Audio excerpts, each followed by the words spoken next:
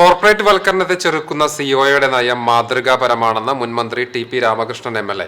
COA സംസ്ഥാന സമ്മേളനത്തിന്റെ ഭാഗമായുള്ള പ്രതിനിധി സമ്മേളനം ഉദ്ഘാടനം ചെയ്ത് സംസാരിക്കുകയായിരുന്നു അദ്ദേഹം.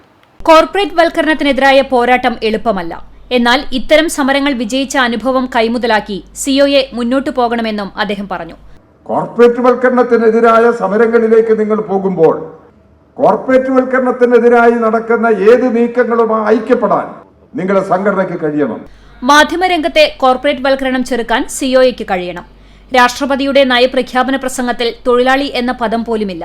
കോർപ്പറേറ്റുകൾക്ക് വേണ്ടി തൊഴിലാളി വിരുദ്ധ നയങ്ങൾ നടപ്പാക്കുകയാണ് കേന്ദ്ര സർക്കാർ.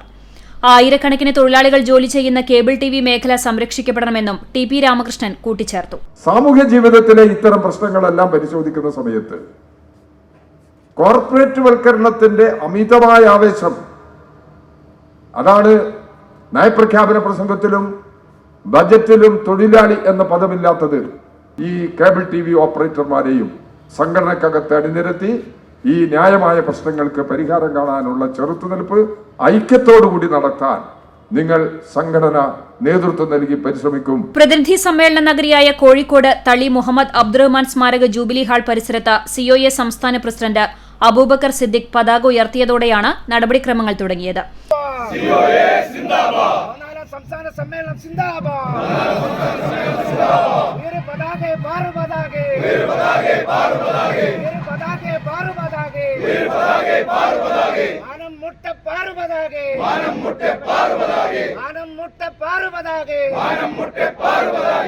സിഒഎ സംസ്ഥാന പ്രസിഡന്റ് അബൂബക്കർ സിദ്ദിഖ് അധ്യക്ഷത വഹിച്ചു.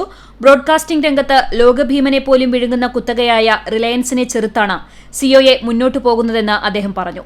കുത്തകകൾക്ക് വേണ്ടി പണിയെടുക്കുന്ന ചില ഉദ്യോഗസ്ഥർ കെഎസ്ഇബി പോസ്റ്റുകളുടെ പേരിൽ നിരന്തരം കേബിൾ ടിവി ഓപ്പറേറ്റർമാരെ ഉപദ്രവിക്കുകയാണെന്നും അദ്ദേഹം വ്യക്തമാക്കി.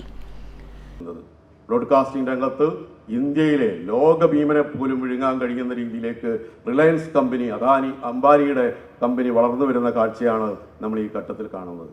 അവരോട് മല്ലിട്ടാണ് ഈ രംഗത്ത് നമ്മൾ പിടിച്ചു നിൽക്കുന്നത്.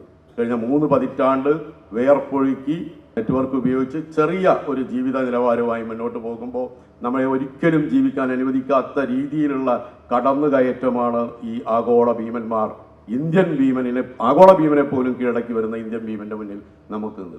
അതിനെയൊക്കെ ചെറുത്തു നിന്ന് മുന്നോട്ട് പോകും എന്നതാണ് ഈ സംഘടനയും ഈ സമ്മേളനവും ചർച്ച ചെയ്യപ്പെടുന്നത്.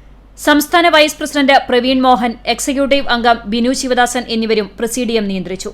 സംഘടനാ റിപ്പോർട്ട് സംസ്ഥാന ജനറൽ സെക്രട്ടറി കെ.വി. രാജൻ, സാമ്പത്തിക റിപ്പോർട്ട് സംസ്ഥാന ട്രഷറർ പി.എസ്. സിബി എന്നിവർ അവതരിപ്പിച്ചു. സംസ്ഥാന എക്സിക്യൂട്ടീവ് കമ്മിറ്റി അംഗം വി.എസ്. ജ്യോതികുമാർ അനുശോചന പ്രമേയം അവതരിപ്പിച്ചു. സ്വാഗത സംഘം കൺവീനർ ഒ. ഉണ്ണികൃഷ്ണൻ സ്വാഗതം പറഞ്ഞു. സംസ്ഥാന സെക്രട്ടറിമാരായ നിസാർ കോയപ്പറമ്പിൽ, പി.ബി. സുരേഷ്, എക്സിക്യൂട്ടീവ് കമ്മിറ്റി അംഗങ്ങളായ K. Vijayakrishnan, K. Govindan, Rajmohan Mambra, PS. Rajneesh, Prijesh Achandi, KB. Bijukumar, പി.പി. Suresh Kumar എന്നിവരും സംബന്ധിച്ചു. 306 പ്രതിനിധികളാണ് സമ്മേളനത്തിൽ പങ്കെടുക്കുന്നത്. ചർച്ച നാളെയും തുടരും. നാളെ വൈകിട്ട് ഭാരവാഹി തെരഞ്ഞെടുപ്പും നടക്കും. News desk CCTV.